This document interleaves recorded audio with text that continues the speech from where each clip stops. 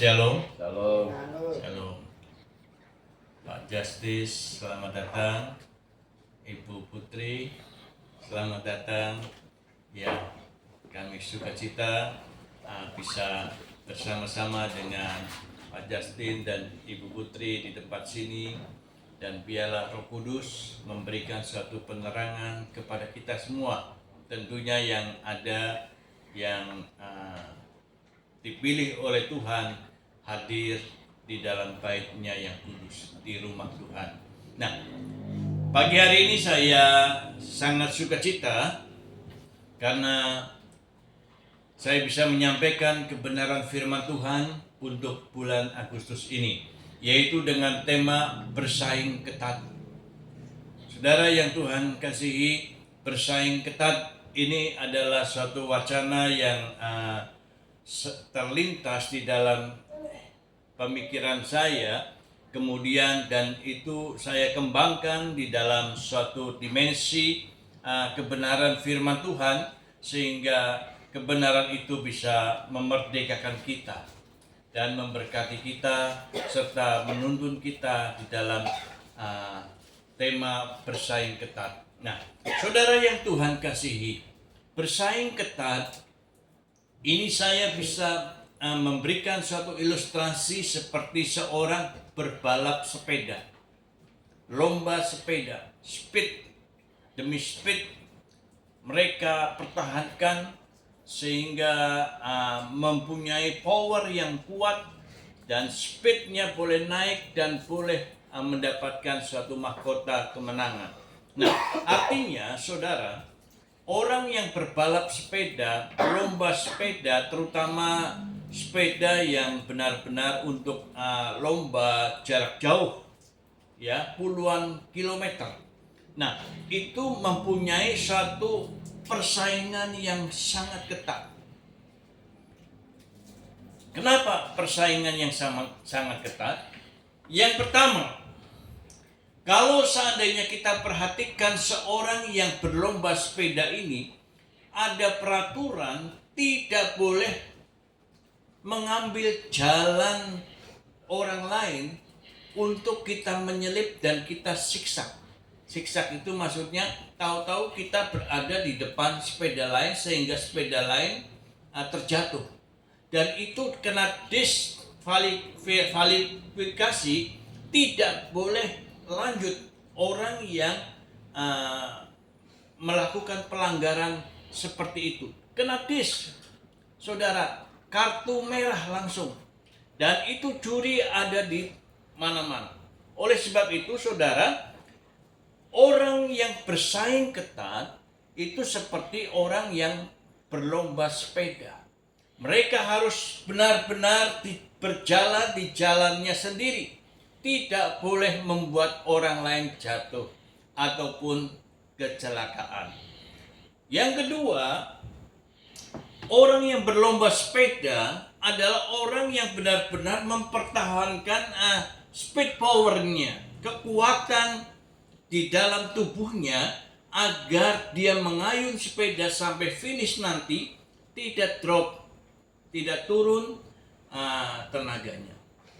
Saya masih suka naik sepeda, tapi kadang-kala kalau saya naik tanjakan itu seolah-olah seumur saya itu sudah mulai drop, aduh sudah nggak kuat lagi.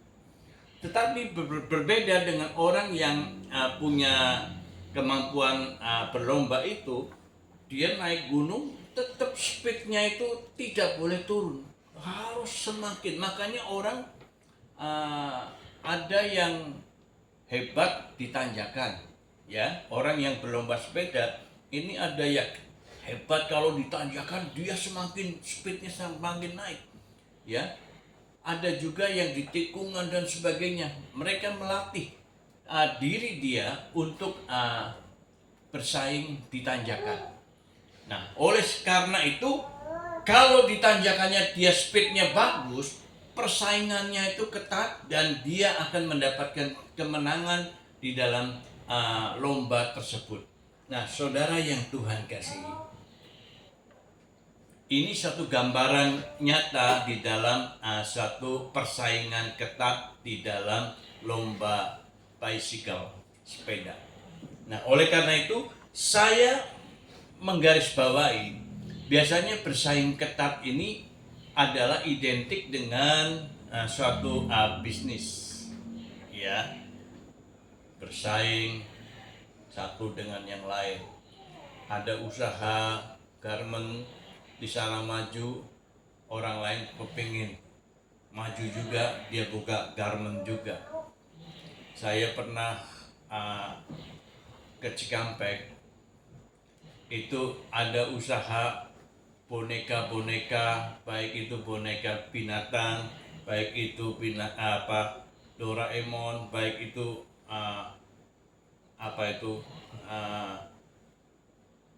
boneka-boneka laki-laki atau perempuan dan sebagainya. Nah, saudara yang Tuhan kasihi, di lorong atau gang yang saya lewati di Cikampek, itu semua usaha boneka. Saya pernah mampir dan saya bertanya, Pak, ini boneka semua sama.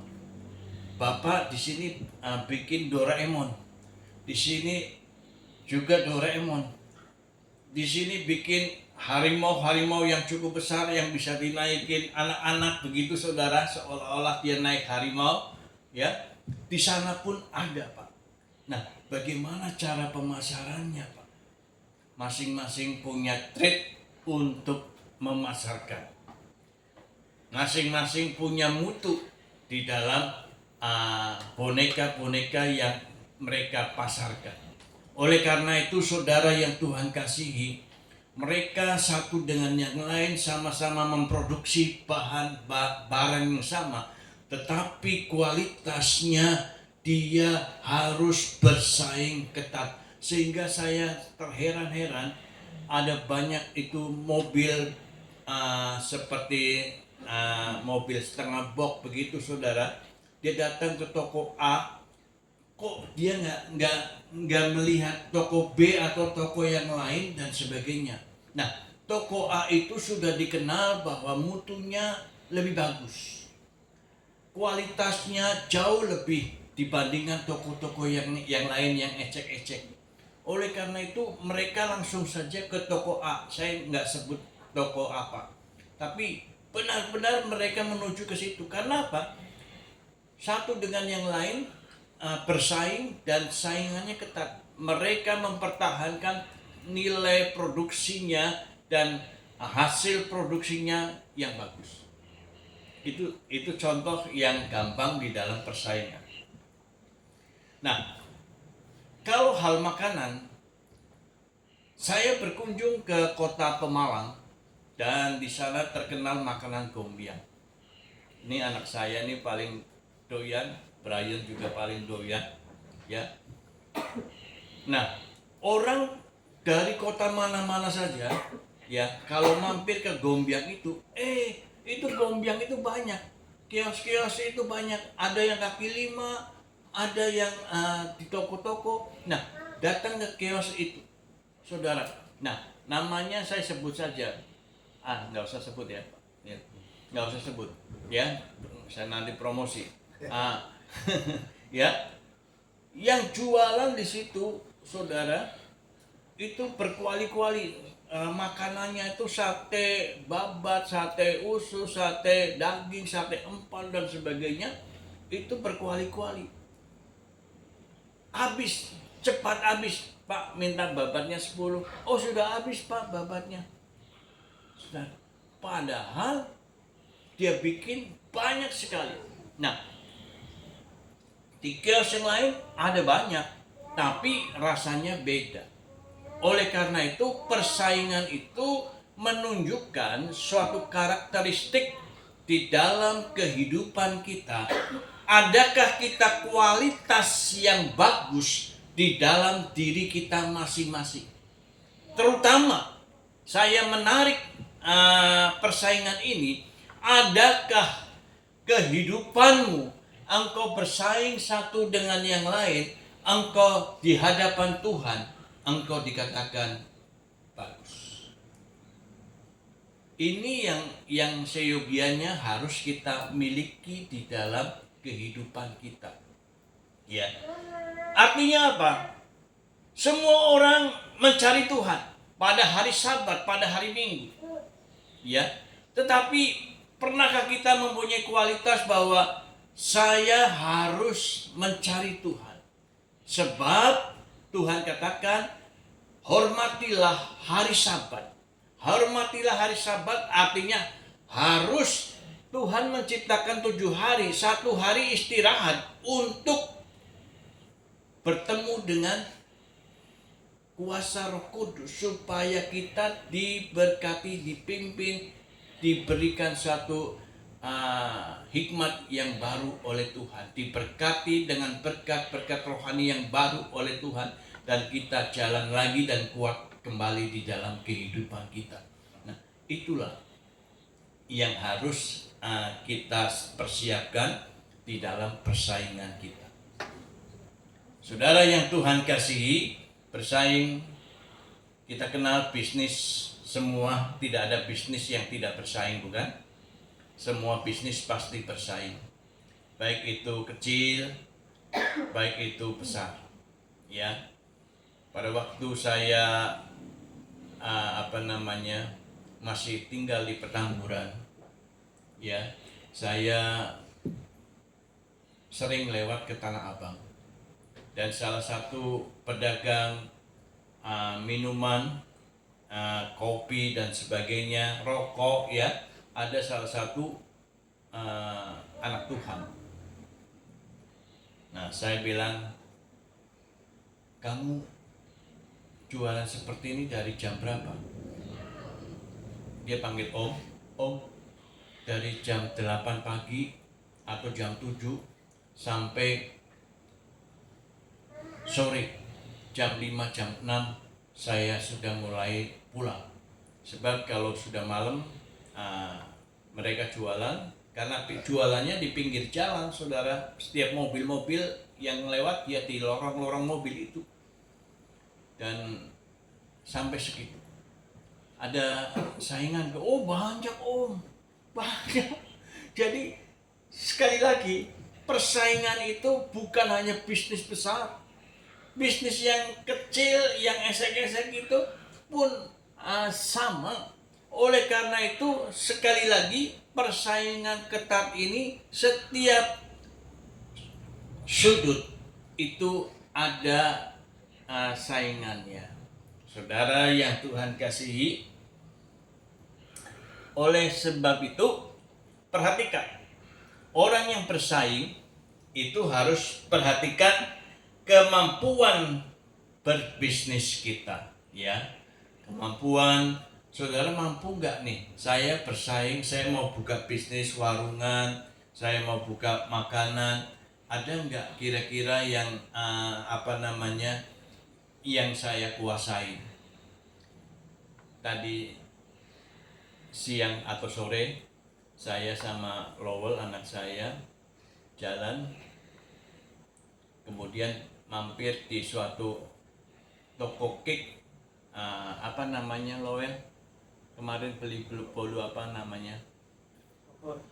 Iya, tokonya apa namanya? Nusa Rasa. Iya, Nusa Rasa. Saudara, begitu kita masuk ke Nusa Rasa, padahal di situ ada Holland Bakery, ada macam-macam. Ada salah satunya yang besar lagi di Pondok Gede, itu istri daripada siapa? Raffi Ahmad, siapa tuh namanya? Iya, itu dia juga buka toko, kemudian ada saingan lagi, apalagi gitu ya. Ruben Onsu buka juga kios-kios seperti itu. Begitu kita masuk, dibukain pintu, selamat datang, ya. Mau cari kue yang apa, Pak? Oh, ini nih. Sebelum kita beli, kita sudah disodorkan sampel. Kemudian sudah, dia paling suka, wah, Makan enak pi, enak pi. Kamu biasanya suka yang keju, kenapa nyobain strawberry? Yang keju, oh iya, ini keju. Yuk, coba. Sudah nyoba, disodorkan juga minuman, ya. Ah, suruh minum. Nah, kalau coba seandainya kita nggak jadi beli, orang Cina pesenggi bukan? Pasti beli. Nah, ini persaingan, saudara. Trik-trik yang semacam ini adalah trik agar orang diikat supaya pasti beli. Mukanya akan taruh di mana kalau kita udah makan nyam. Makasih ya Mbak ya. Wah, kita keluar lagi dari toko itu nggak mungkin rasanya. Tapi kemungkinan besar, dan saya lihat orang-orang yang lain, ibu-ibu yang gendut-gendut yang nyobain juga cukup banyak, mereka pasti beli. Pulang sudah bawa teng-tengan, saudara. Nah, oleh karena itu inilah persaingan yang ketat. Beda sama seandainya kayak Holland Bakery. Holland Bakery pelayannya cuek aja karena dia sudah punya brand nama. Jadi mereka sudah tidak peduli orang yang masuk dari toko-tokonya itu. Mereka sudah punya brand cukup bagus. Nah, tetapi kalau yang tadi itu punya trik saingan yang ketat dan itu cukup laku. Memang enak, ya, kuenya, dan harganya pun cukup terjangkau. Oleh karena itu, saudara yang Tuhan kasih, dalam berbisnis itu kita harus punya kemampuan bagaimana market supaya kita ini bisa ada pembeli yang membeli dengan baik. Saudara yang Tuhan kasih, itulah yang harus kita pertahankan, yang kita miliki. Kemampuan di dalam bersaing itu seperti demikian peliknya, demikian susahnya menciptakan daya cipta untuk orang, merekrut orang supaya membeli produk kita. Kita pun punya trik, cara bagaimana mereka mempesona di dalam pelayanannya. Kemudian saudara, yang harus kita miliki juga adalah kreativitas, ya. Kreativitas, modal saja tidak cukup, ya. Kepintaran saja tidak cukup. Memiliki out of the box, ya. Artinya adalah mempunyai kreasi yang beda dengan yang lain-lainnya, ya. Memiliki satu kemampuan yang berbeda. Supaya apa? Supaya orang tertarik, terkesan kepada kita. Oh ya, kalau beli di sana ada testernya, enak, dan kita bisa nyoba kapan saja.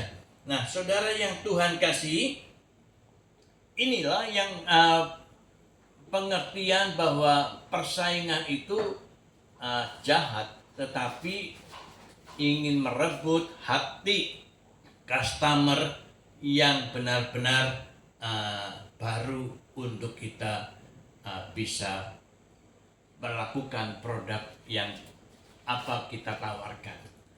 Saudara yang Tuhan kasih, kemudian memahami yang harus kita miliki, memahami dunia digital. Ternyata saudara, sekarang dunia digital itu merambah ke semua segala aspek, ya. Bisnis pun, ya. Saya sering di WA dari hypermarket, ya. Bapak mau belanja apa, silakan ketik, kami bisa antarkan free ongkir, ya, dan mendapat diskon 10% dari total value yang Bapak belanjakan. Ternyata lebih enak. Tapi kan biasanya lebih puas kalau kita datang ke hypermarket, kita jalan-jalan dan kita memilih, ya saudara. Tetapi pengalaman digital itu tidak menutup kemungkinan orang bersaing dalam bisnis semacam itu bisa melaju jauh lebih cepat dibandingkan orang yang berbisnis tetapi dia tidak mengalami pengalaman kita. Kami pernah belanja di suatu toko, tokonya besar, ya. Tapi saya lihat itu toko sebetulnya laku, tapi instalasinya itu berantakan, ya, semrawut. Saya pernah membeli satu buku, bukan buku, kertas warna untuk prakarya dia.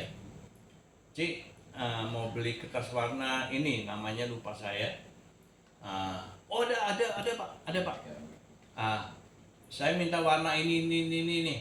Oh, 5 warna ya pak? Iya. Saudara, dia nyari warna-warnanya itu kebingungan. Taruh di mana ini? Saya tanya lagi, Cik, udah belum? Entar dulu pak, masih dicari. Jadi, perhatikan, dalam berbisnis, kita pun harus menempatkan sesuatu barang atau produk itu, kita ini apa? Ya, oh kalau pensil di tempat sini, oh kalau pens di tempat sini, oh kalau spidol di tempat sini. Jadi tidak perlu customer itu suruh menunggu cukup lama, kita masih mencari, saudara, mencari dan kebingungan, ya. Bahkan kadang-kala enciknya sama engkaunya itu juga, kamu naruhnya di mana nih kertas warna? Sampai dia ngotot-ngototan sendiri. Lah biasanya di situ nggak ada. Nah, saya yang mendengarkan customer nggak enak, ya. Saudara, perasaan menunggunya pun nggak enak. Ada 15 menit sampai lebih. Saya bilang, Cik, nanti saya kesini lagi deh, Cik. Kalau memang belum ada ya saya mau ke situ dulu. Saudara, saya mencari toko yang lebih rapi. Dan kemudian saya datang, kemudian mau beli ini mbak, kertas warna. Oh, warna apa aja pak? Warna ini. Langsung jongkok, diambil.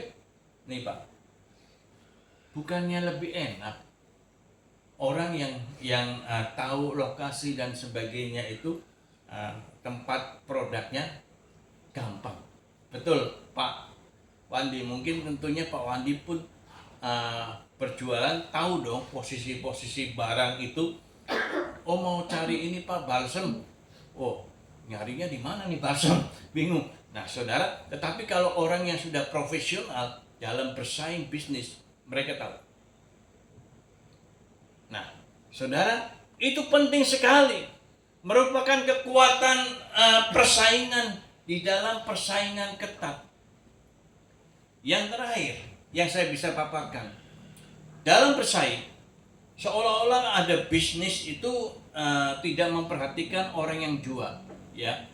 Tetapi perhatikan, kayak zaman dulu engkong ya, Pak Wandi, itu kalau jualan pakai celana pendek, kemudian kaos cap apa itu lombok apa cap apa itu, yang seperti kaos apa singlet begitu.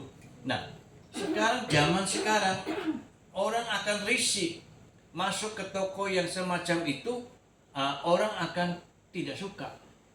Lebih suka berpenampilan rapi, yang jaga perempuan-perempuan muda, yang berdandan, ya, yang berambut panjang, kemudian yang wangi, daripada engkau bau asem, ya.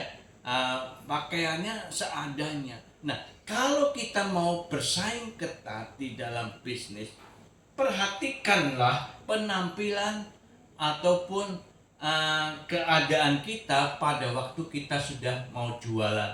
Ya, memang jualan di rumahnya, tapi jangan sampai orang lain melihat kita ini nggak siap. Tetapi orang yang sudah mau berbisnis di dalam perjualan itu bersaing lebih baik. Oleh karena itu saudara yang Tuhan kasihi, Allah menghendaki agar kita boleh diberkati di dalam bersaing. Kemudian saya bisa bacakan di dalam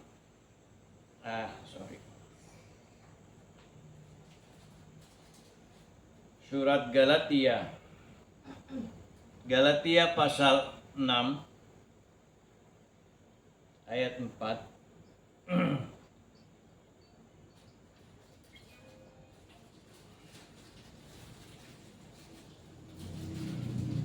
Galatia pasal 6 ayat 4. Demikian bunyi firman Tuhan. Baiklah, tiap-tiap orang menguji pekerjaannya sendiri, maka ia boleh bermegah melihat keadaannya sendiri dan bukan melihat keadaan orang lain.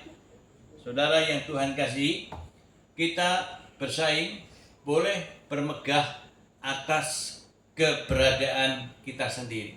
Ya, kita bangga, kita bisa maju, kita bisa menang, kita bisa berhasil, bangga. Oh, selama ini kita bersaing, ternyata kita bisa ada di depan. Ya, di dalam bersaing itu sekarang banyak sekali orang-orang bersaing, bukan hanya di dalam nyata kehidupan, tetapi bersaing juga di dalam dunia maya, yaitu di dalam Facebook, di dalam HP kita, itu banyak juga orang bersaing, saudara. Ya, banyak hal-hal itu kita sadari bahwa persaingan itu ada juga di dalam dunia maya. Nah, itu jauh lebih parah lagi kalau kita perbandingkan persaingan itu di dalam kehidupan kita, saudara. Nah, coba bayangkan, sekarang ada banyak di Facebook, ya, orang bersaing. Kalau zaman dulu perempuan atau wanita itu bersaing sama tetangga atau mungkin satu kampung dalam penilaian kecantikan, ya. Tetapi lebih maju lagi, bersaing juga di dalam dunia arisan, ya. Dulu istri masih hidup, ada juga arisan warga. Saya bilang, mau kemana nih? Kok kayak kondangan, ya? Dia bilang, mau arisan di Pak ini. Oh iya, kok rapi amat, wangi amat. Nah, saudara, pilih tasnya juga sama dengan bajunya dan sebagainya, sepatunya, kayak mau kondangan. Saya bilang begitu, ya, supaya nanti orang kan nanya, itu istrinya siapa sih? Pak Yonatan ya? Wah, rapi amat ya, cantik. Nah, kan yang bangga siapa? Balikinnya begitu. Ya sudahlah, saya bilang, terusin aja, saudara. Paling bersaing begitu. Tetapi sekarang coba di Facebook, di digital, masalah gigi pun, kalau gigi kita nggak rapi, bisa pasang gigi yang rapi, ya saudara. Nah, orang tertarik dengan suatu persaingan yang ketat, sehingga orang wanita senyum, bukan senyum gigi yang jelek, tetapi gigi yang rapi, putih, cemerlang dan sebagainya. Nah, seperti demikian persaingan itu nggak fair, ya saudara. Ya, kalau seandainya kita mampu membeli segala fasilitas yang ada di Facebook dan sebagainya, tetapi kalau nggak punya, masa sih kalau istri kita giginya agak gingsul atau giginya agak ompong sedikit, ya kita bersyukur aja, saudara. Tetapi terkadang orang bersaing dalam hal keadaan seperti demikian itu, saudara.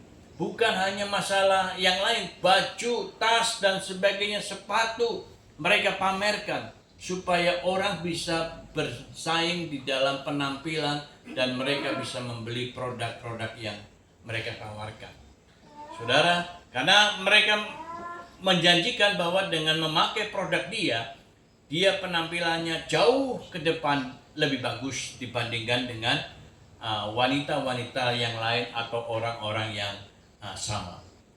Oleh sebab itu saudara yang Tuhan kasih, kita tidak perlu kecewa dengan adanya penampilan-penampilan di Facebook seperti itu. Kalau memang itu tidak real di dalam kehidupan kita, tidak perlu kita pusing. Nggak perlu kita pikirkan, aduh saya kepingin wajah saya, penampilan saya, rok saya seperti boneka Barbie.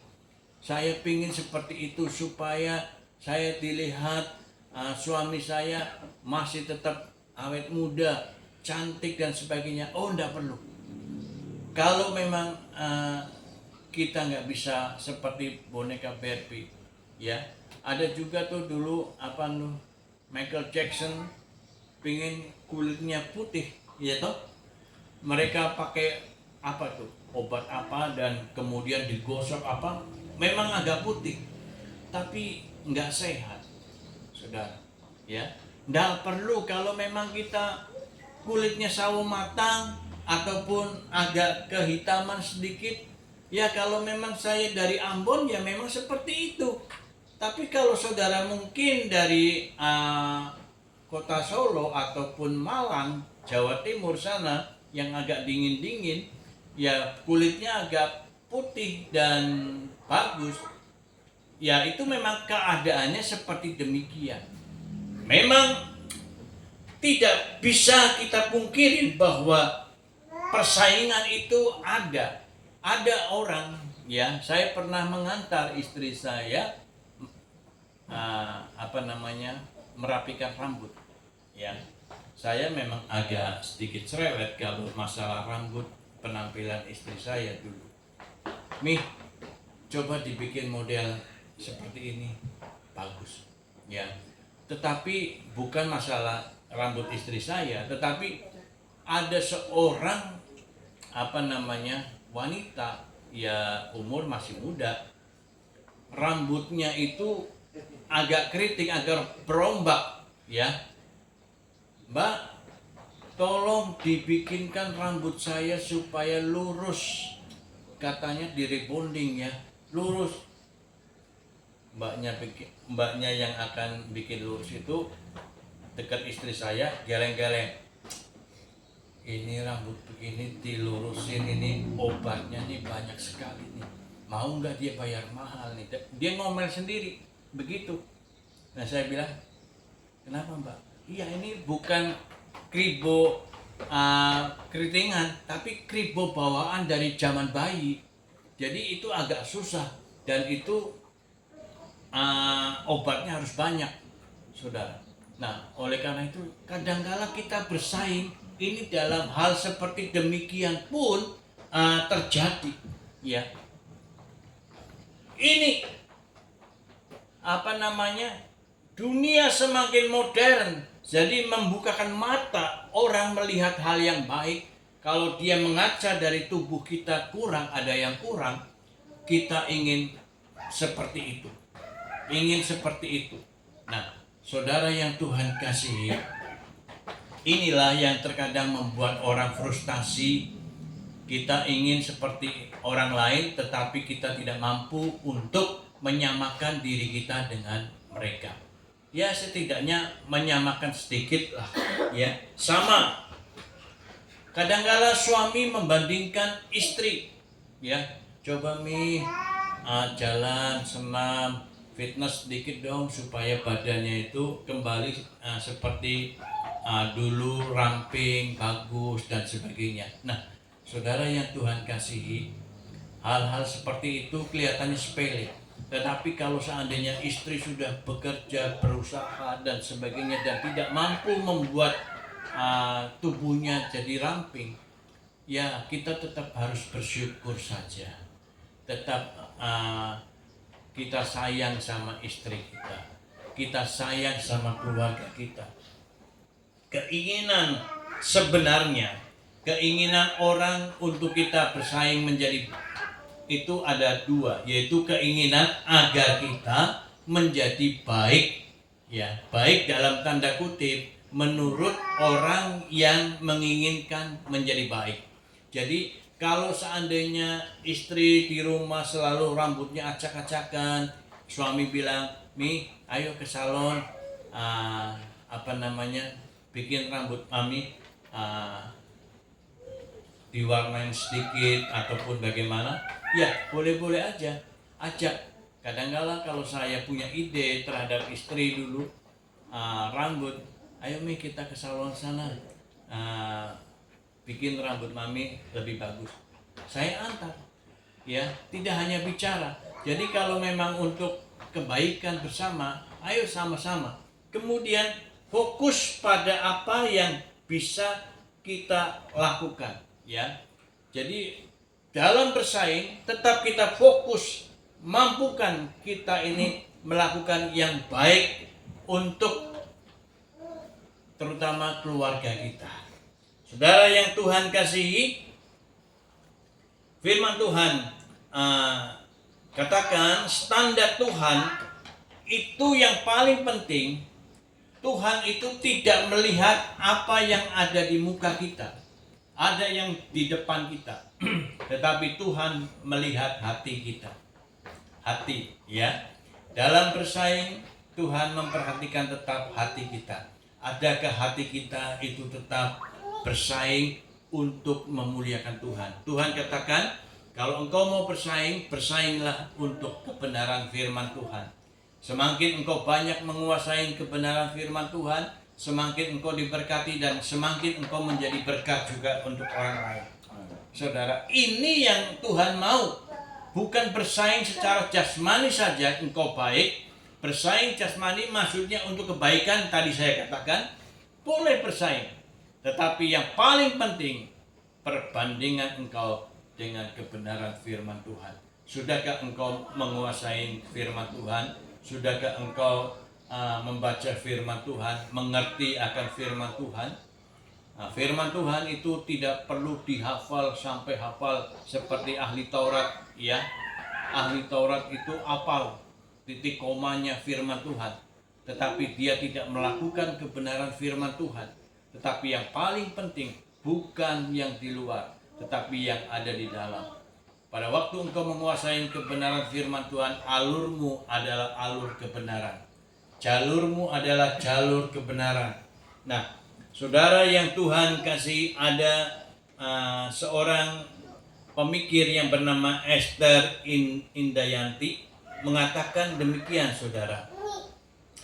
Dengan keterbatasan di luar, kita membangun apa yang di dalam, ya. Kalau saudara merasa ada kekurangan di bagian luar saudara, apakah hidung kita ini agak mancung ke dalam, ya, apa mata kita agak sipit seperti celengan, saudara, apa lagi, saudara boleh tetap membangun apa yang di luar, membangun kebenaran yang Tuhan inginkan, ya. Dan ini yang Tuhan mau untuk kita bersaing. Ayo kita maju di dalam pengetahuan akan kebenaran firman Tuhan.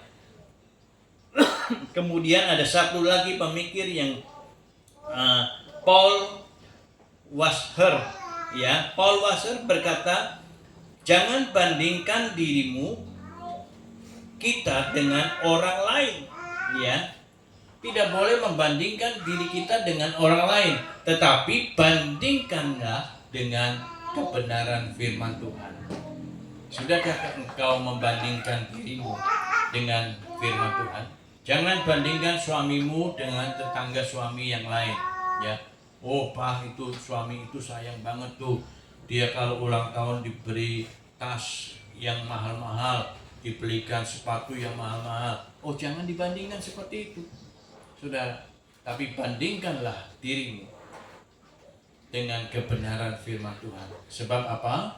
Firman Tuhan itulah yang akan memberkati kita, ya, yang akan memerdekakan kita. Jadi kuasain firman Tuhan, nanti akhir zaman akan hilang, ya, akan hilang. Artinya tidak bisa lagi kita membaca firman Tuhan. Seperti di daerah Korea Utara, sudah banyak orang-orang Kristen yang menderita. Karena melalui pemerintahan Korea Utara yang sekarang, itu tidak boleh orang Kristen mempunyai Alkitab. Ya, tidak boleh mereka berkumpul-kumpul membaca Alkitab. Alkitab dirobek, ya, dibagi. Nih, kamu baca dulu. Nanti giliran dibagi lagi. Nah, itu ada saatnya nanti. Oleh karena itu, Paul berkata bahwa bandingkan dirimu dengan firman Tuhan agar kita menjadi berkat dan diberkati oleh Tuhan. Amin. Buat firman Tuhan, Tuhan memberkati. Mari kita bangkit berdiri, kita tunduk kepala. Haleluya.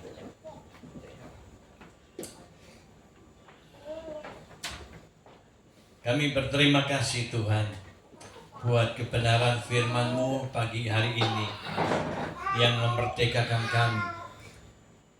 Persaingan ketat, semakin ketat